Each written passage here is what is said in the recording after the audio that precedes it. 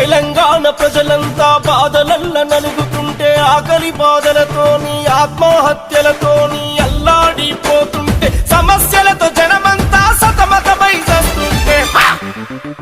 రే BRS ఏందిరో TRS బాయరో